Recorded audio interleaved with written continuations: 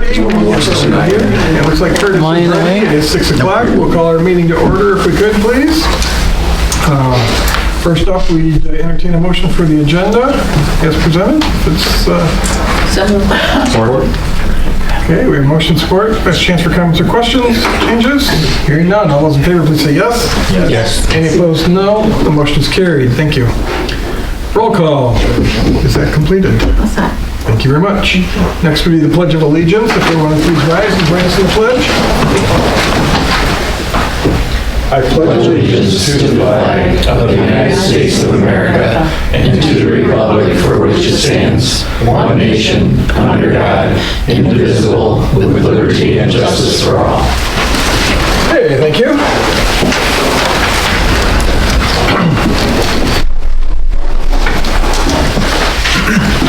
Okay, next on our list is to approve the minutes of the April 9, 2024 regular meeting of this board. Move approval. Support. We have a motion support. Are there any comments, questions, changes? Hearing none. All those in favor, please say yes. Yes. Any opposed, no. The motion is carried and we've approved the minutes. Moving on to hearings. First up, we are to hold a public hearing starting at 6 p.m. or as soon thereafter as the agenda will allow to discuss a proposed application to the State of Michigan Clean Water State Revolving Fund to seek a low-interest loan to fund improvements to our wastewater treatment plant and to address the aging infrastructure and improve operational efficiencies. Your pleasure to open a hearing. Move to open the hearing. Support. We have motion support. Any comments or questions? Hearing none. All those in favor, please say yes. Yes. Any opposed, no. The motion is carried and we have a hearing. Are you leading on this? Or We got our Johnson Controls here to provide the presentation that's in your packet, and Curtis has got it up on the big screens. Again, this is very similar to the clean drinking water application that we submitted, and this is what we're here for, but for clean water, which is actually wastewater. So. Yes, not to be confused. Okay, well, welcome. Thank you, everyone. My name is Alexis Controsis. I'm an engineer with Johnson Controls. Here with me are partners at Warren Bruching, Brian Hannon and Sarah Weber, my colleague Chris Downs, Business Development Lead for Johnson Controls.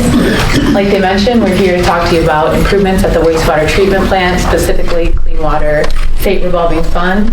As part of that application, you have to submit a project plan that has to go through a public hearing with a public comment period and then an adoption by the city commission. So that's what we're here today to satisfy. Just want to note that this is part of the application. You're not committing to anything at this point. You may not receive the loan, and if you do receive it, you don't have to take it. So this is just the application. You may not receive the funding, and if you do, you don't have to take it if that's the way you want to go at the time. So we're going to be going through the process outline, give you a background of the project and the project plan, which includes all the alternatives we considered, what the selected alternatives were, the project financing, and then the social and environmental impacts and how we'll mitigate that. And then we'll have comments and questions at the end. This plan was put out for public review for the last 15 days per the requirements, and I believe there was no comments during that time period. So in this process, Johnson Controls started working with the city about 8 months ago to start this from the conceptual level. We did a preliminary assessment in October, working with Aaron and Darren and David and their operators, looking at data, site visits, and seeing what exactly is needed at the plant and how we can go about with this project. In January, the city put out a request for qualifications that Johnson Controls responded to and was awarded to continue with this project. We signed the project development agreement in February with the city for the development of this project plan and the engineering. So that's where we're at today. The project plan will be submitted May 1st. So at the conclusion of this meeting, we'll wrap up any of the comments, any changes that will be needed, and then it will be submitted to the state. Once it's submitted, though, we won't know until August or September if you are on the project priority list. That's the list ECO puts out that says if you've received the money or not, and at that time you can decline or move forward. It's a little hard to read, but the schedule here is not set in stone. This is best case scenario. It may not be feasible with the project. If you receive the CWSRF, there's different quarters that are set out from Eagle, and they had told us a project of this size, the soonest is Q2. That might be a bit aggressive, so Q3 or Q4 would push these dates back about 4 to 8 months. So just want to put that out there that these might not be entirely what you would see. But if you are listed on the project priority list, we would then submit the Part 1 and Part 2 application with the plans and specs to Eagle by November. The project would then be, the price would be agreed upon by Alma and Johnson Controls by December. That would be for the construction of all the improvements. We would enter into the construction agreement and then submit the last application, Part 3, in January. Eagle would review and approve, and construction would not commence earliest until April 2025. Keep in mind, 4 to 8 months. More than that potentially. If you are not listed on the project priority list, or you decide not to move forward with the loan, even if you are selected, we do have a route for the non-CW SRF. We'd still be your partners in this project along with Morin Brugink. We'd go through development of engineering. It'd be about 50 to 70% to get to a guaranteed maximum price, which means there would not be change orders. We would get that finished up in September. We'd execute the agreement in October, and then we could have the financial closing and construction commencement in November. So again, these dates aren't set in stone, but just so you can see the timeline, CWSRF obviously has more hoops and items you have to go through for that federal money. But with that, Sarah and Brian are going to talk to you about the actual project plan and what all was included in it. So the CWSRF project plan has a couple things that it offers. It offers the low interest loans, so 2.75% is what we're looking at for this project. Requires a project plan, which is what was released as a draft about 15 days ago, and then we have to have this public hearing 15 days later, which is what we're doing tonight. All comments, questions, and responses are captured and then put in the report before submitting to Eagle. Items to note, so as Alexis stated quite a few of these already, the project plan is only a step in the process that's required in order to be eligible for this low interest loan. Submitting the project plan does not commit the city to taking or pursuing the loan. The draft project plan is also a guideline for the proposed projects, and minor changes may occur after the submission to the state. So design, all of that is not set in stone. There's still a lot to be had for that, and alterations can be made throughout the process. The state typically publishes the CWSRF around August, the project priority list around August and September. So this fall, you would know if you made that priority list and if you were eligible for the loan at that point. And then there are more opportunities for public input later on as we go through this process. The need for the project, so currently the sections of the wastewater treatment plant are at or near the end of their life, and this reduces their treatment capability. Along with this, treatment technologies would be designed to go through the current standards for treatment inefficiencies, and then the large peaks in the influent flow rate make for the current treatment difficult during high flows. So I&I in the system causes peaks and large flows going through the system, which makes the treatment very hard for the plant operators. Here's a project location map. So as you can see, the plant is on the north and the south side of the road. I'm not sure how many of you are familiar with this site. But as you can see, a couple of the lagoons at the top are abandoned, but for the most part, the rest of the wastewater treatment plant is currently being used. Objectives of this improvement project are to improve the biological treatment capacity of the plant, renew the aging assets, improve the water treatment and process, reduce the energy costs, and then the costly repairs that can come with those items that are at the end of their life cycle, and then provide I&I capacity during the high flow events so that treatment is easier. So within the project plan, we looked at multiple alternatives. Some of these are required through the SRF process to be looked at, and then other ones we developed as we were looking through two alternatives. So alternative one, no action, that's basically a do-nothing approach. And in this case, some of the infrastructure was aging enough where we didn't feel that would be appropriate and would leave you guys in a bad situation moving forward. Another one that they want us to look at is regionalization. So you look at surrounding wastewater treatment plants in areas, within 10 miles or whatever. In this case, we looked at the city of St. Louis and whether we could pump the flow over there and basically use their treatment capacity. And at the end of the day, we didn't feel that was a reasonable alternative either, and I'll get into that a little more. Alternative number three, you look at optimizing the existing system, and so that's basically taking exactly what you have now and trying to optimize it. In this case, because some of the age of equipment and some of the equipment doesn't meet the current standards, we're not even sure if Eagle would have permitted some of that stuff to move forward because it wouldn't actually meet today's standards. And then alternative four, we looked at a lot of different things within this, which was optimizing the plant for upgrades and looked at various options as it relates to that. So again, alternative number one, the necessary improvements in the equipment life cycles just didn't really make no action a feasible alternative. With regionalization, we looked at the cost to run it over to St. Louis, as well as the cost to upgrade their plant to handle all those additional flows. And we didn't think that was reasonable in comparison with the other alternatives that we looked at. Optimization of the existing thing, again, some of the clarification units and other things don't meet the current 10 state standards that you would design to, and so we really couldn't optimize these pieces of equipment to do what it needs to do within the existing plant. So alternative four, there's a lot of stuff here. The ones that are highlighted are the alternatives that we actually looked at within these. So for 4A, the headworks is basically the front end of the plant. It's screening and grit removal.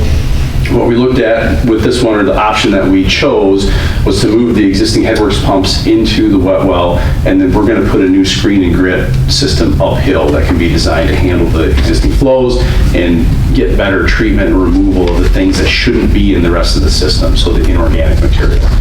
With the equalization basins, like Sarah mentioned, there is some I&I that comes in.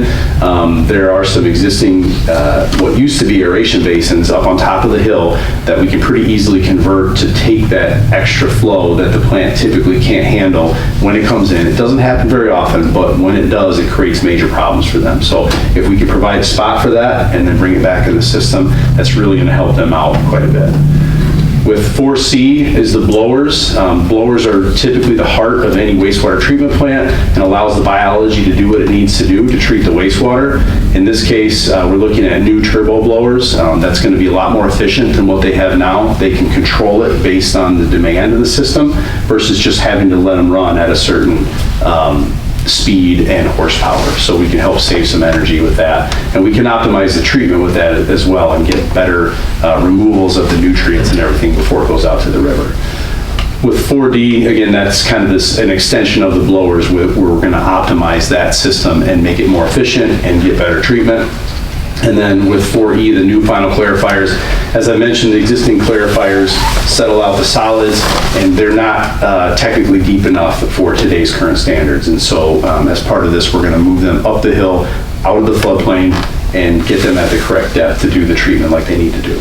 So looked at some additional options as well, polishing pond, ultraviolet disinfection, bypassing tertiary filtration, but at the end of the day, looking at the cost of the project, we didn't feel that those were going to be feasible to include in here.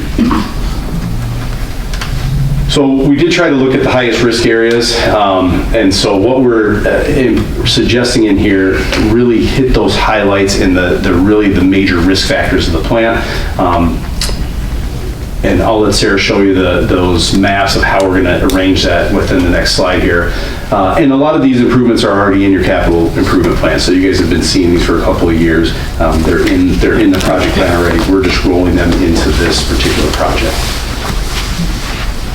So those chosen alternatives that were highlighted before are listed here. We have alternative 4A2, which is moving those pumps into the existing wet well and then putting a new screen and grit uphill. That's on the north side of the road. Alternative 4B1 was making 2 of those existing basins that are currently abandoned into the EQ basins to hold those extra flows. Alternative 4C1 includes the new turbo blowers located on the outside of the building. Alternative 4D, aeration basin control optimization, adding a system like Enviromix to improve the biological treatment of the water. And then alternative 4E would be adding those new final clarifiers. And here on the map, the location for those new final clarifiers would be moved to the north side of the road. And throughout this entire process, we did it the most efficient way possible using existing infrastructure, but then also setting up the plant so that future improvements would be easier. So moving those final clarifiers to the north side of the road and then putting those blowers on the outside of the existing blower building. On the north side, you have the two basins on the eastern side. Those would be the two basins that would be converted into EQ basins with new liners. Proposed grit removal is a little bit lower, just down below the aeration basins there, but still on the north side of the road, along with the proposed screen. Down below, the headworks building would be improved, and that's where we would move the existing pumps into the wet well to reduce possibility of cavitation of the pumps. And another reason we're, moving the final clarifiers, as mentioned, their depth isn't up to standards. They're in the floodplain, but they also have extensive structural damage. So it doesn't make sense to rehab them in place because likely in the next, 5 or so years, you'd have to replace them anyway. And when you have such extensive structural damage, you don't always know the cost until the contractors are in there. And the cost could easily be maybe 70 to 80% the cost of brand new that will give you full life again. So when you're looking at this and you might think, well, why can't we just rehab them in place? Those are some of the reasons why. So benefits of these chosen alternatives include a couple items here. So minimizing the pump's potential for cavitation, as I talked about before, along with the capability of handling the I&I, which we would divert that into the EQ basins and then reintroduce that into the system when the flows were a little bit lower and the system could handle it. Higher level of treatment with each of these improvements, so the efficiency is going to be greater, along with the electrical usage efficiency is going to be much better, so your electrical usage will reduce and bills with that. Along with the system maintenance, so currently if anything breaks down or the items that are at the end of their life cycle are more expensive to maintain. So the cost with the new items would be greatly reduced. Along with that, we have the costly emergency repairs, which would be items like the end of life cycle. May I ask a question? Sorry to interrupt you. Yeah. Cavitation, could you just define that for me, please? So, in a pump, figuring out these things. do any of you have a boat, where you have your propeller on your boat and you start hearing that roar and you're creating those air bubbles in there? The same thing can happen with inside the volute of a pump. And so if your pump is spinning and the water's not moving appropriately, it will create air bubbles in there, and you're basically, in essence, kind of boiling the water, and then those collapse. And then what happens is you start damaging your pump impeller, and you start, putting dinks in there, and you can see pitting that occurs within those pump impellers inside the volute. So that can be an issue. Again, it's the similar thing that you'd have with your boat propeller. It's just inside a piece of equipment. Okay, thank you. Appreciate that. While we're on clarification, can I have I&I? I was thinking of input and output, but that's not I&I. Sorry, good question. It's inflow and infiltration. Okay, thank you. So, The water entering the pipes, that's not just the Okay. sewage. Our Yeah. pipes are leaky. Yes. Thank you.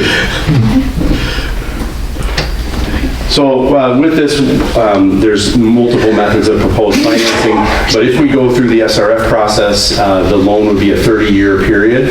All of the suggestions that we had to date based on the project plan total a little over $17 million. And again, we don't have to spend $17 million, but in order to choose what we want to do, we need to put it all out there, right? So as we go through this engineering process, we'll work with Johnson Controls and the plant staff, and we'll squeeze that down into what it needs to be to meet your guys' budget and need and everything. But once the project plan is out there, you typically can't add anything to that, but you can subtract it. So that number may be a little bit bigger than you've seen in the past, but that's because we want to have it all in there, and if we need to take some out through the engineering process, we can definitely do that. So Keep in mind, with that, there's no additional special fees or anything else that comes along with that. And again, rough analysis on the cost per user is about $7.13 per month. There's an explanation of how we got to that. And then at the end of the thing, these funds are going to be basically strictly used to pay back that debt. And our understanding is that a lot of the rates have already been adjusted over the last couple of years to help account for some of this. So I don't think you guys are immediately going to have to raise rates by $7.13. I think you've already done a lot of that, is my understanding. So, And some existing, I think there's an existing pretty large loan that's coming off soon. So this would, maybe not add to the user cost, but just substitute for that. But during this process, we go through a more in-depth financial analysis. So this is by no means the final number. yeah, but I'm not a rate consultant. Right. We just give you the best estimate that we can. Next thing that we need to talk about is the social impacts of a project like this. So again, there could be rate increases, again, depending on where you're at, what loans drop off, how the financing goes. SRF does, from time to time, have some grants or loan forgiveness, principal forgiveness on their loans. So again, we'll put the bigger number in there, and if they offer principal forgiveness, then you can do a little more with the same amount of money, and it won't impact rates. So again, that's further analysis on that to come. And again, if there are any of those, obviously they have to come through a public meeting and everything. So with the construction, there's going to be some temporary road closures, especially because the plant spans the north and south side of the road. So with those, they'll be in our specifications to make sure that detour routes are available and communicated. Any environmental impacts include temporary floodplain construction activities. The south half of the plant is in the floodplain, and so if we start digging over there, we need to get a permit for that, even if we just cover it right back up. It's pretty simple, but we don't anticipate having to do any major mitigation or impacts with that one. One of the things that they also require us to do is to look at archaeological and cultural impacts. At this point, we haven't found anything. Most of the site has already been disturbed through other projects, and so we really don't anticipate anything. We will wait to engage the archaeological consultant to see whether this makes a priority list and whether you want to go forward with the SRF funding or not. If you don't, then there's no reason to spend that money. Local tribes have already been contacted to assure any tribal interests or concerns are considered. At this point, we have heard no comments back or feedback on that. And then hopefully things go well and we see some reduced energy usage as well as better treatment at the plant, which should be a good thing. Other impacts, there's going to be soil erosion and sedimentation control measures, so we're not going to have a bunch of construction dirt running off into the river. We'll take care of that as part of the project. With traffic safety and dust control measures, again, that'll be part of the project specifications to make sure that it's not a nuisance and there's not dust blowing everywhere. Typically, we limit the hours of construction to typical working hours, 7 a.m. to 7 p.m. for contractors. Typically no Saturdays or Sundays. There's stuff that happens with treatment plant, right? Especially if this is a 24-hour-a-day process, 7 days a week, 365 days a year. So there are some times when we may have somebody go in here early morning, late at night on a Sunday, but we'll get approval through the plant staff prior to doing any of that stuff. And then as we went through the project planning process, we did not have any or see any effect on other sensitive features. So we'll open it up here once you guys have an opportunity to ask your questions to the public. If anyone from the public has a comment, they do need to have their name and address. I think that's pretty typical, but that is definitely an SRF requirement as part of that. And then we have not had any questions submitted to date prior to the public hearing or via online or anything, but if there is any final to the project submission, we'll address those and put them in the document that gets submitted to the state. So with that, I think we're concluded on all of our stuff, so open it up to questions and be happy to answer anything you guys have.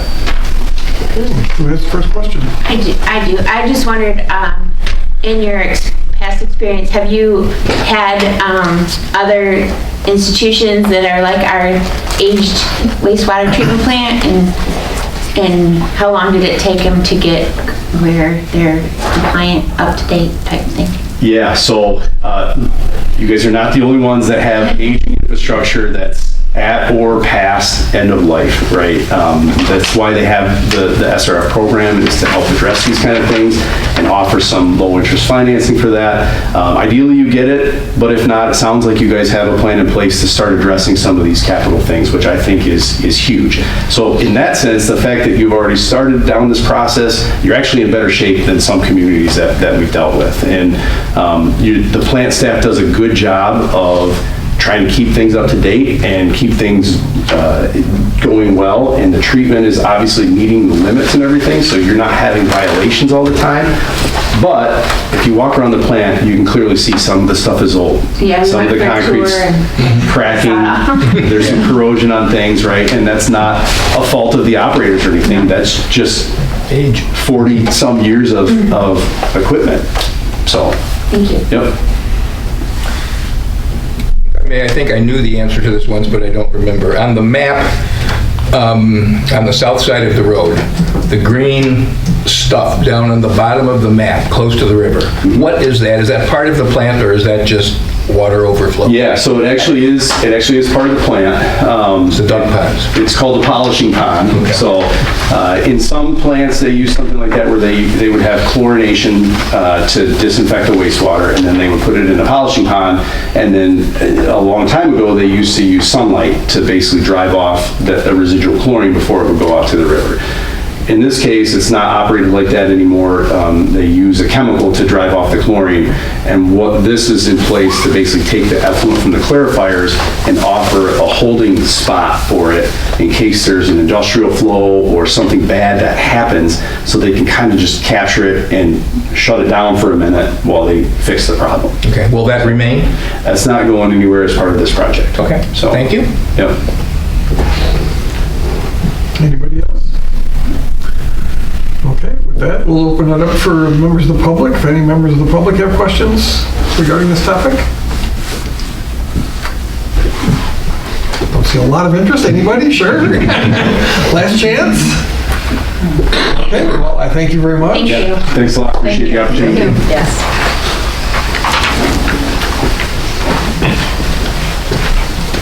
Okay, is there any interest in closing the public hearing? So moved. Okay, we have motion support. Last chance for comments or questions. Hearing none, all those in favor, please say yes. Yes. Any opposed would be no. Motion is carried and the hearing is closed. Next, we will consider a resolution to adopt a final project planning document for wastewater system improvements or NPS pollution control, stormwater improvements, also to designate an authorized project representative. Your pleasure. Move to adopt. Support. Adoption or motion support, comments or questions? Hearing none? Nothing from Eric? No? It's a resolution, we have to have it. You look like you want to say something. No, it's a resolution, have to have it, yep. Okay. Well, all those in favor, please say yes. Yes. Any opposed, no. The motion is carried. Thank you.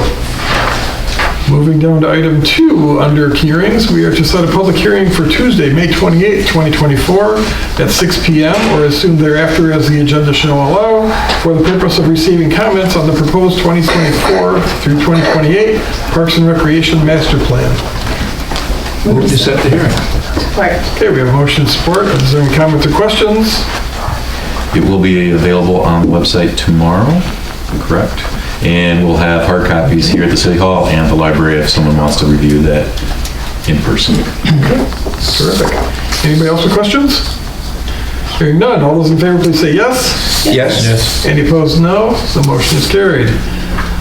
Moving down to request for purchase, we are to consider a resolution to approve a request for purchase to Axon Enterprise Incorporated in the amount of $153,644.40 for a 5-year officer safety plan contract for the Elma Police Department. Move to approve. Support. The motion support. It's something that, yes, this is something, it's expensive to do some parts of police work, and this is one of them, and it's a mandatory thing. This company deals with our tasers and our body-worn cameras and all the software and upgrades that takes to run this equipment. And even right down to FOIAs, so Freedom of Information Acts, people asking for body-worn footage. we need the software to run through that and redact things that need to be redacted. So it's, I know it looks big, that number looks big, but it's a 5-year contract, but everything is included in that, and you can't run the department out of it. And they do all the, from the security side, from the IT security side, it's all in their cloud servers, so it's nothing that we're dealing with here. So that takes care of that issue as well. So they're accepting liability for all that? That's correct. Seriously? Okay. Good news. It is their server, it is their cloud. It's, yes, yep. As long as we're doing things on our end with proper, passwords and I presume we are. Yeah. Okay, are there any other questions or comments?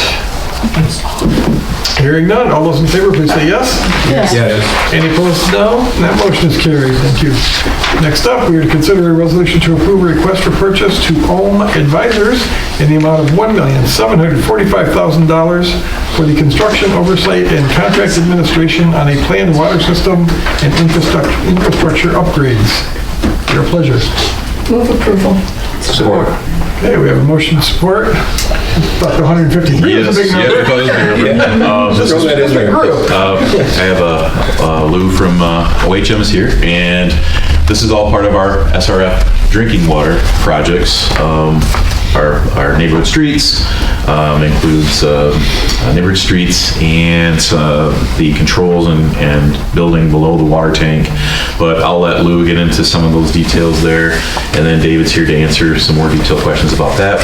Now, it does look like a big number, but we did include this oversight dollar amount in our application to the state with the drinking water fund. So it wasn't something like, oh gosh, we don't have enough staff to oversee this. This was planned for, and it was in our scope when we submitted the application. So, Lou, do you want to fill them in on any of the projects? Sure. I mean, if anyone has any questions first on the proposal. As mentioned, this is a large undertaking. As you see, the contract value on the first page is just south of $21 million. It has various components. A focus here is going to be on the SRF, or the water main work. But then there you have the road component and the other utilities that you're going to be doing as well outside of the loan. But as far as this budget goes for the water main piece, that was part of the planning budget. Okay, so that's not in addition to.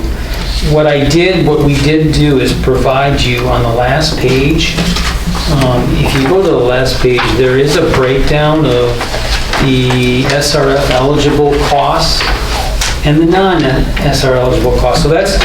So the piece on the bottom, those would be the construction engineering fees relative to these non-SRF components. It's the paving, drainage, curbs, sidewalks, everything outside the influence of the water main. Now, I know city staff has been working very closely with Baker Tilly over the past couple months on these, as well as the construction piece for these non-SRF projects, to make sure there's a game plan put together to fund this. But we did provide the breakdown so you guys can see kind of what was built into the planning. I know we've talked about the other components of the project. I mean, there's going to be 5 separate contracts.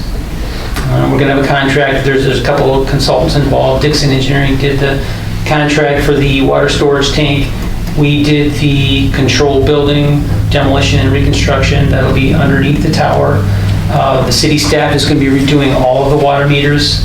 And then a big task for us was the contract 2 and 3, which was the water main replacements throughout the various streets. And then 112, I think, identified lead service line replacements citywide, various locations throughout the city. What else was that? 5? I'm missing. Yeah, so those are basically the 5 contracts. Now, I lied. You've got one more contract, and that's being done outside of all of this because there's federal funding, and that's on Pine Avenue. So you have another consultant who's putting together those plans because the federal government is paying for the road piece of that, but the water main costs will come out of there and go into this loan as well. So that was the other contract. Yeah, it's over 2 years as well. And construction is going to last over 2 seasons, 2025, 2026, about 64 weeks. I know city staff is going to have someone on board out in the field, boots on the ground, doing some of the inspection work as well. as long as well as our crew. What else can I tell you? Any other questions? Comments or questions?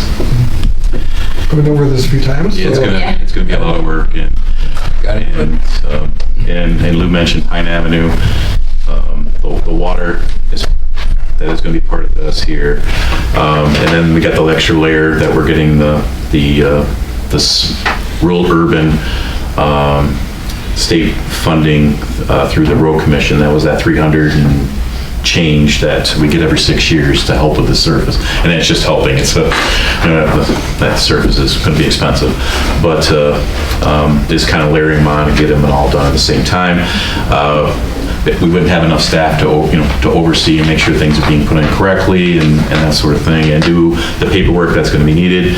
At the state, this is coming through the state, some of it, so as prevailing wage paperwork that needs to be done as part of the projects.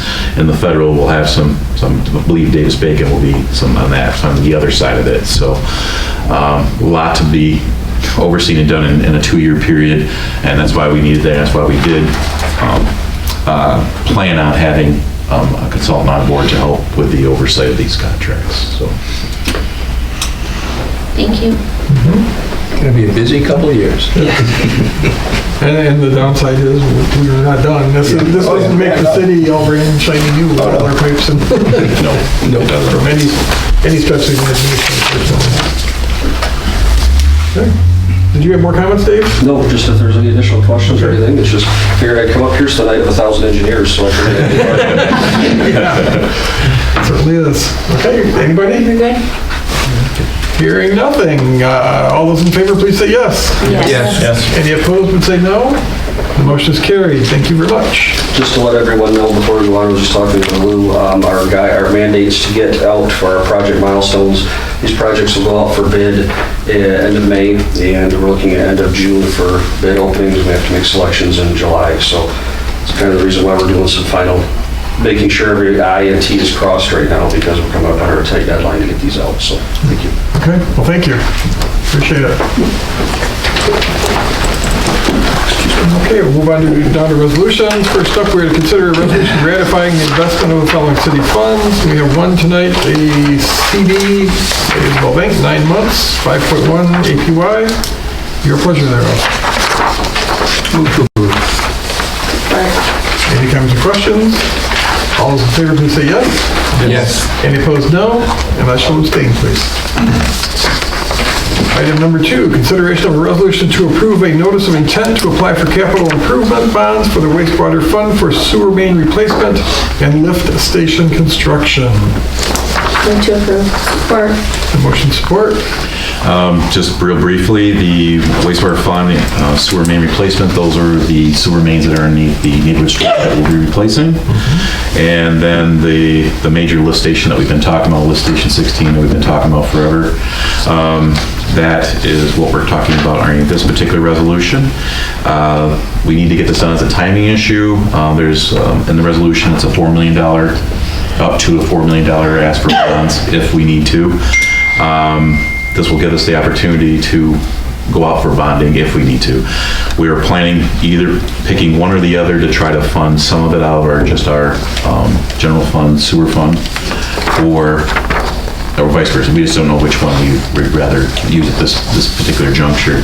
So we want to at least get everything here ready in case we need to bond the whole thing, or just have, one or the other, just to give us some options moving forward. So, and as we were just talking about fees and rates, that's why we've gone this last 2 years, last year and this year, with water and sewer rates are ready to serve going up, not just to cover the plant improvement type things, but fees as well. We are aware. Yes, yep. I just wanted to make sure that's As are all of our constituents. Yep, just making sure it's on camera. Yeah. Okay, any comments or questions? I hear none, so all those in favor, please say yes. Yes. Any opposed, no. That motion is carried as well. Next, we are to consider a resolution to approve the fiscal year 2024 budget amendments as presented. Support. A motion support. McGovern? Yep, we'll do it real quick for the camera. First one is information technology. We had a budget increase there of $3,500, and we're moving some funds from the finance budget to cover that. That is some increases in modules for internet safety, and basically, to keep our liability insurance with VC3, who is our carrier, we had to add this module. So it was either, yeah, you don't have to, but we're not gonna, yeah. So, but that doesn't affect our budget. It's moving from funds from one fund to the other. Downtown maintenance budget increased by $10,500, and decreased the buildings and grounds maintenance budget by $10,500.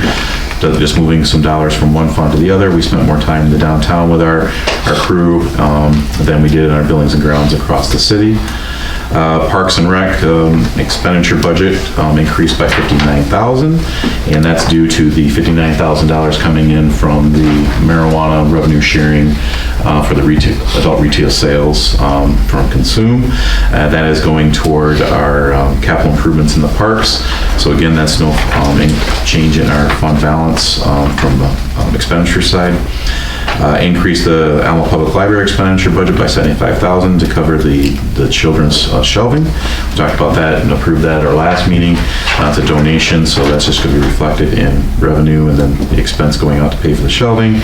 And then our Downtown Development Authority fund $40,000 increase for phase 1 of the tree removal project, and that includes the replacement of those trees later on. We'll have the first phase has been done, as everyone probably seen, and so the grinding will probably happen here probably after festival, and then tree replacement for this phase in the fall. So, and that is it for right now. Great. Any comments, questions?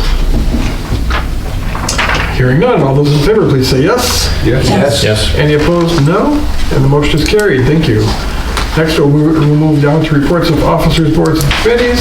Any commissioner may remove any of the reports by one resolution, or a commissioner may remove or approve them all by one resolution, or any commissioner may remove any item within the section for individual discussion and vote. Before us tonight, we have a Planning Commission April 1st, 2024 draft meeting minutes, Gratiot Area Water Authority April 12th, 2024 draft meeting minutes, the Finance third quarter report, and the City Manager's report. Your pleasure to receive the above-mentioned reports. Move to receive 1 through 3. Motion support, I think. Okay, thank you. Any comments or questions? Hearing none, all those in favor, please say yes. Yes. Any opposed, no. The motion is carried. Any interest in 4? Move to receive 4. Support. Okay, we have motion support. All right. Yep, there's some there's some highlights tonight. The Household Hazardous Waste Program is set for again this year, June 4th, 5th, and 6th. It is a appointment-based program. When that rolls around, on the website there is a list of items that we will take and don't take. And you make an appointment over at the Washington Street Garage and bring over your paints and tires and those sorts of things. Again, it's over those 3 days, and it's been a pretty popular program. And the idea, obviously, is to keep those types of items out of our trash cans and out of the storm sewers. So please use the program if you have the items that are listed there that are accepted. Some state legislation, short-term housing. We've talked a little bit about this in the past. It's been about 7 years, according to the literature they provided from the Michigan Municipal League, that they've been working on this legislation. Basically, for the novice out there, short-term rentals are your Airbnbs, basically. There's been a back and forth with this forever between people that want to just rent out their homes, willy-nilly what they want to do, and then from the local sides, especially us here that are off the lakes where we don't have vacationing properties, to control rentals. It's tough enough just to control the rental program that we have right now, let alone having the short-term rentals. The newest House bill, 5438, did go through committee almost 2 weeks ago now, and the OML is supportive of this, and reading through it, the best language that we've had for supporting us here locally to not only control how many we do have, but actually to receive some revenue also off of it as well. So all things being equal, it looks like eventually we will have to add something along this line to our zoning ordinance to allow for short-term rentals. It's just going to be like anything else in your zoning ordinance. You're going to have to provide for it. But this looks to be a pretty good compromise and does take into account our needs here locally and make sure our rental stock is not being sacrificed. We just talked about some development projects. I just gave you a list of projects happening here privately. Big one downtown with Nancy Gallagher and Zach Edwards project at 161 120 East Superior. That is set to be done, knock on wood, there's set to be done by festival. 12 new apartments on the upper story and 2 new apartments off the rear. I know I've gotten a couple questions about Ollie's out at the old former Kmart building. They were looking at being open sometime in May. It's more looking like June that that's going to happen. The college, of course, has broke ground on the field house over on Charles Avenue. This board has discussed, we did bring in that property as part of the 425 agreement where that field house sits. So that is now part of the city of Alma's proper. I think they're expecting that to be done by December, that's my understanding. Well, they're using a modular build system. It's a steel building they're bringing in and building on the site. And I had a question about that. I'm noticing a lot of truck traffic on Charles again. Yep. And I'm wondering if we ought to be repairing Charles only to have it torn up for the next 2 or 3 years by trucks again. This will be done before we rebuild. So. Okay, all right. Okay. No, it would be, that would not be bright. Okay. On our public side, the Michigan Rehab in front of the Avalon facility is going well, and we're looking to be on task for that in the next couple of weeks for asphalt.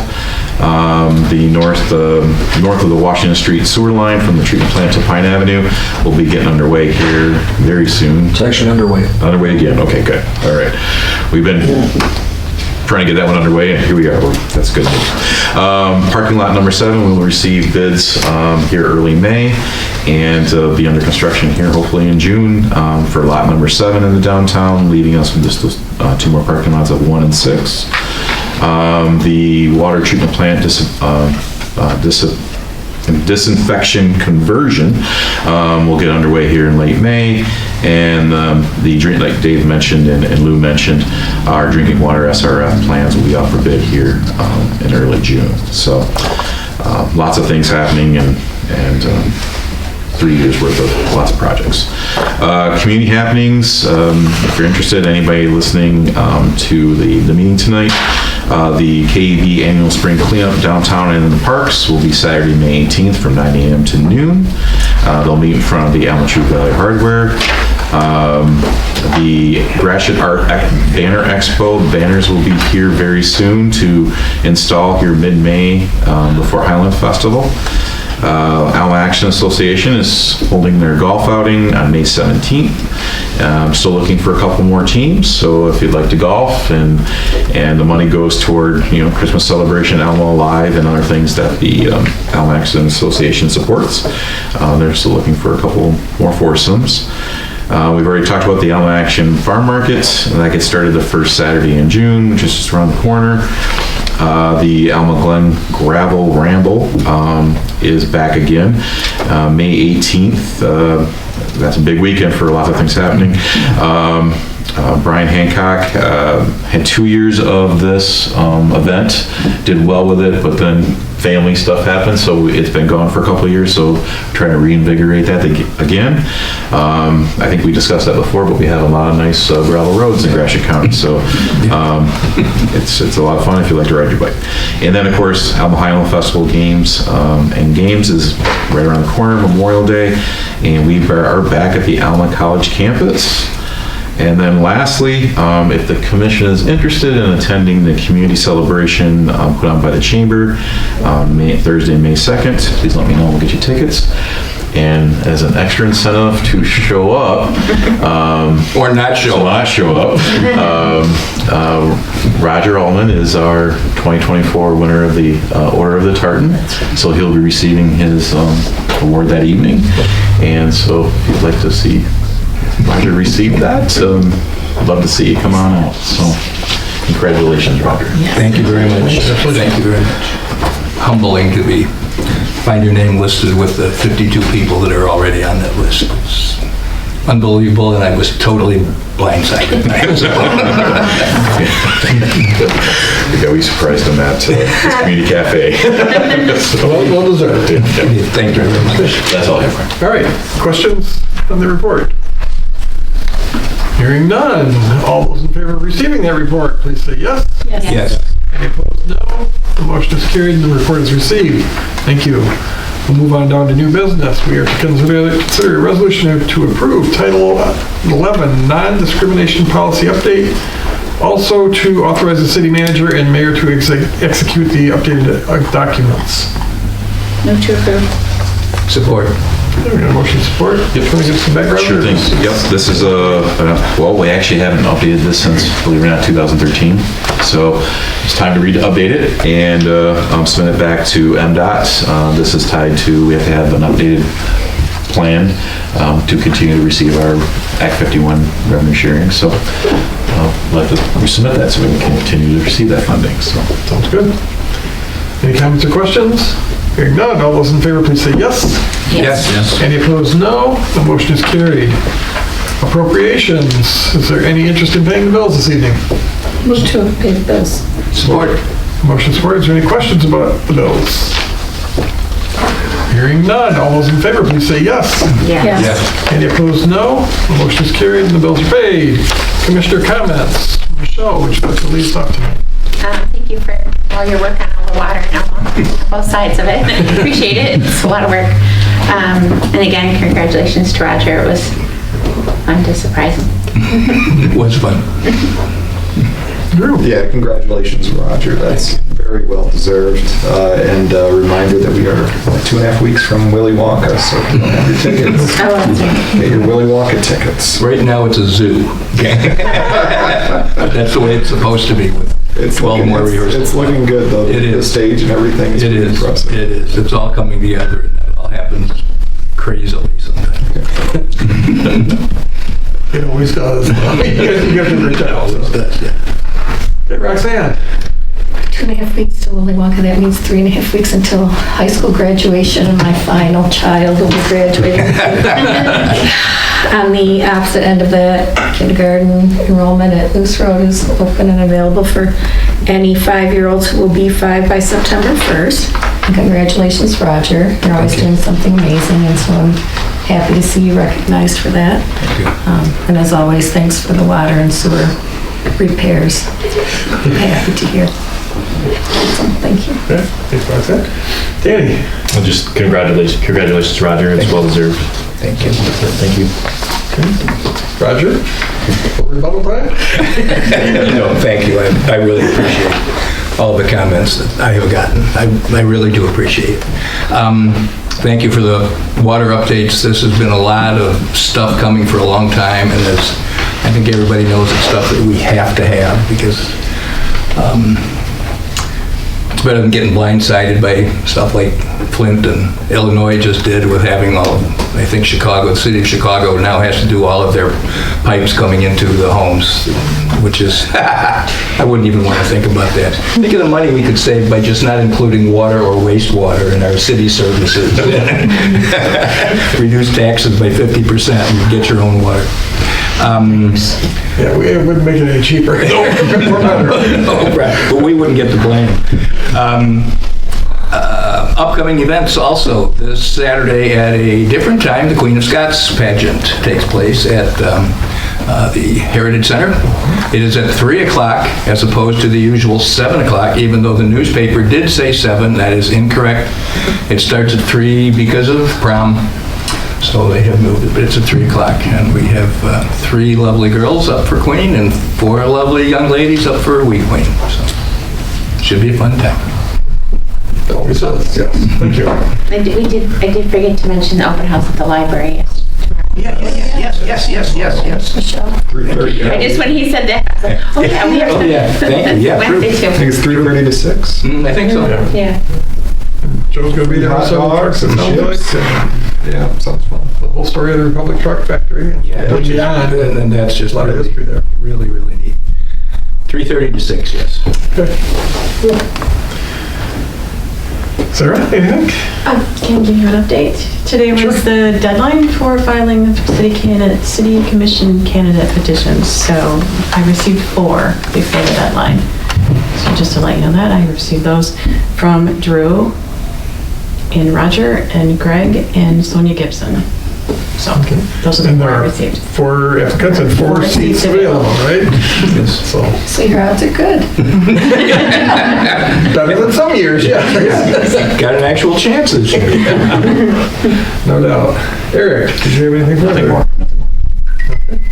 Well, I'd certainly like to add my congratulations to you, Roger. As I said, well-deserved honor. You've done tremendous work throughout the community in a number of different areas, so great that you're being recognized for that. So that's really cool. And thanks to everybody that puts together all the different things that Eric talked about, Michelle and everybody up here mentioned, all these activities between the Playhouse and the Chamber, and the list just goes on, as well as all the investment, and then appreciation to all of our consumers of our water and wastewater systems that ultimately pay for all this stuff that we're fixing, and hopefully we'll get it in place for a few years. And so good to see it brought back into useful life again. Have a lifespan in front of it instead of all that behind us. So with that, we'll open it up to members of the public. If anybody'd like to address the commission, please go to the podium, state your name and address, and we have up to 5 minutes for you to share your thoughts with us. You'd like to be first? You've got a essay on socks? This guy's got nice socks. I got my dinosaur socks on. Can't be all bad and wear dinosaurs.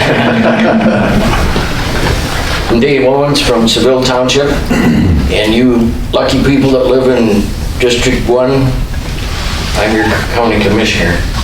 And one way you can tell that I've been doing just an outstanding job for you, nobody filed a run against me. And we'll see in the paper on Thursday what Rosemary have to say, but we enacted a comprehensive classification system wage for the county employees that has not been done in this century.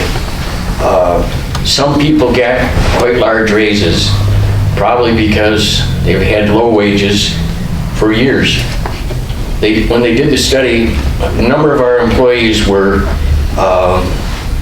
more than 10% lower than people in other districts our same size.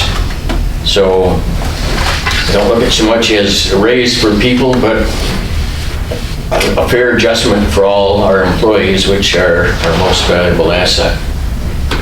So, but we'll see how Rosemary spins it and how the people react next week in the letters to the editor, but I think we did a good thing.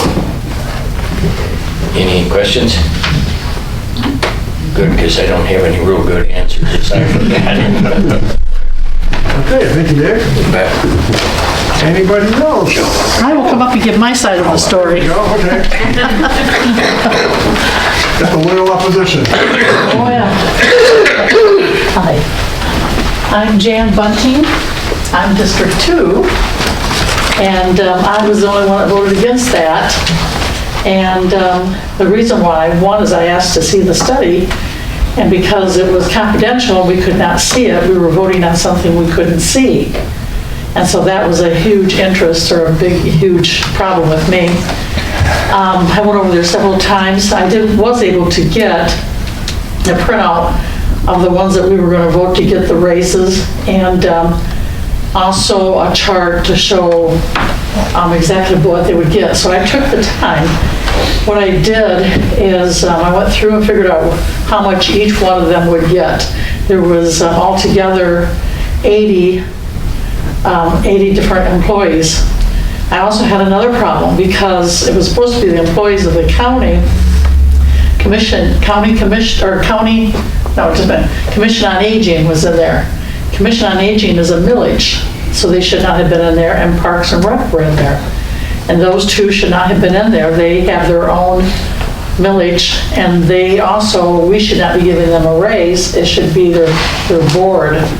And some of the problems there was that some of them were now going to make over $50,000 a year. They had a $10,000 raise for the year. To me, they were at $43,000 already. But again, we did not get to see the study. So we made that decision last Tuesday. And since that Tuesday, I have somebody that just gave me, as of yesterday morning, a copy of the study that was able to walk in there and get it. So now I really do have some interest in this. And I did give an interview to Rosemary, and I told her that I had heard that somebody had gotten the study. I'd contact somebody who contacted, and they were willing to give me a copy of it, and so I called her last night and said, yes, I do have a copy of it. I think that's horrible. The commissioners should nothing should be hidden from the commissioners. How can we make a decision if we can't see what the study was? And the study was done. There was also 4 checks written for this study. There was 2 checks in 2021, a check in 2022, and a check in 2023, and I didn't understand that either. I also asked if we would do a Zoom, and I had questions, and I've been told that they will not talk to us unless we pay them more money. That doesn't make any sense either. And I did try to call them, and you can't get a hold of them. So I'm going to further that investigation too, which will take me a little bit of time. So that's why I voted no on that. And I've been there 24 years on the board. Commissioner Owens and Commissioner Gay has only been there 1 year. And of course, Commissioner Stopsy, I can never say his last name, he's only been there 5 months. And so, again, they would not have known the law or the rules. I knew it because of the years being on that board. But of course, when you're in the middle of the meeting like you guys, and you're trying to make a decision and something's brought to you, and I also, one of the questions I've asked for several years now, I'd like a list of all the employees and how long have they been there. That's going to be the big thing now, is if you have an officer that's been there 30 years, and he's going to be making, the officer's just got a raise also, and it's my understanding it's around 50,000, but you have somebody in Commission on Aging, maybe it's only been there a year or 2, and they're also making 50,000, over 50,000. So that, it's opening up a can of worms, and just read the paper and you'll hear about us. I plan on pursuing this further to one of us to look and to see this company that we did business with. So anyway, that's all I have to say. Did I go over my 5 minutes? I don't believe so. 38 seconds left. Do you want to follow up that, Dave? No. Okay. Dave understands too. We work together, but he didn't know. My name's Joe Bozar, and I'm not an engineer, I'm not a commissioner, so. What are you doing here today? Well, right, exactly. I'm running for sheriff. There we go. And I just wanted you to have a face with the name. I think some of you know me and some of you don't. I probably know my wife more often, but a little bit about me. I started my career in Isabella County Sheriff's Office in 2007 and was appointed the jail administrator lieutenant at the Sheriff's Office, which I'm currently at in 2018. And I'm married with 4 kids, and we're both born, my wife and I are both born and raised in Ithaca. We spent a lot of time in Elma, though. Actually, all my family's here now at the Zebra Salon, so I have to go pick them up after this. But we're heavily involved, and I'm not going to do a lot of talking right now of the campaign or anything like that. I believe in relationships and things like that. So I don't think individuals that know me, if I start talking campaign stuff, retain that information. So I'm just not going to talk about that right now. But I just really wanted to put a face with a name. I do have a Facebook, I do have a website, so you can really get detailed and see what you like and what you don't and things like that. So, but I am your Highland Festival dance announcer, I'll just say that. And daughter's dancing this year to get to go to Boston, so she'll be competing at the Highland Festival this year, so. But yeah, I mean, I know this really isn't a question and answer thing, but if you have any questions, I'll take them, but that's all I'm really here for. And I will be back, my intentions are, I hit a lot of these, and I stayed for them, and try to stay involved, and I'm really working hard to get to my goal, and obviously my goal is to become a sheriff, so, and you'll see me again here, back here, so. We appreciate that. Thank you. So I appreciate you being an announcer at the festival. Yeah. Thank you. It's always important. And everybody to volunteer for the festival, because there are always in need of more volunteers up there. It's a big event, and it takes a lot of people to put that thing on. So. Anybody else from the public would like to comment? I see very few rising, so at this point we'll entertain a motion to adjourn for the evening. Support. We got motion support. Anybody feel otherwise? Hearing none, all those in favor, please say yes. Yes. Any opposed, no. The motion is carried and we are adjourned. Thank you very much. I appreciate everybody coming tonight and staying for the whole show even. So.